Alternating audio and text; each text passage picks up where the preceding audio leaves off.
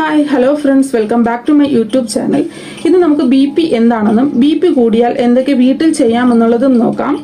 ഒരു കാര്യം എപ്പോഴും ശ്രദ്ധിക്കുക, ബി പി വളരെ അപകടം പിടിച്ചൊരു രോഗമാണ്.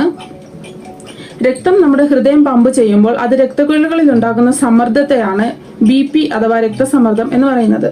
നോർമൽ ബി പി എന്ന് പറയുന്നത് 120/80 mmHg ആണ്. ബി പി കൂടുതലാണെങ്കിൽ നമുക്ക് അതികഠിനമായ തലചുറ്റൽ, തലവേദന, മങ്ങിയ കാഴ്ച, നെഞ്ചിടിപ്പ്, അലസത, മടി, ക്ഷീണം ഇതൊക്കെ ഉണ്ടാവും. ബി പിയുടെ മെഡിസിൻ കഴിക്കുന്നവരും ബി പി ഉള്ളവരും എപ്പോഴും വീട്ടിലൊരു മെഷീൻ മേടിച്ച് വെച്ച് ഇടയ്ക്കിടയ്ക്ക് ചെക്ക് ചെയ്യുന്നത് എപ്പോഴും നല്ലതായിരിക്കും. ബി പി കൂടുതലാണ് എന്നുണ്ടെങ്കിൽ ഒരിടത്ത് ശാന്തമായിട്ടിരുന്നിട്ട് നന്നായിട്ട് ബ്രീത്ത് എടുത്ത്, ഡീപ് ബ്രീത്ത്, അതായത് നന്നായിട്ട് ശ്വാസം എടുത്ത് മനസ്സിനെ ഒന്ന് ശാന്തമാക്കുക.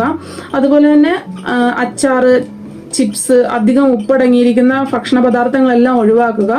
നന്നായിട്ട് വെള്ളം കുടിച്ച് ബോഡിയെ ഹൈഡ്രേറ്റ് ചെയ്യുക. എന്നിട്ടും ബി പി അതുപോലെ തന്നെ നിൽക്കുകയാണെങ്കിൽ അടുത്തുള്ള ഡോക്ടറെ കണ്ട് തുടർ ചികിത്സ നേടുക.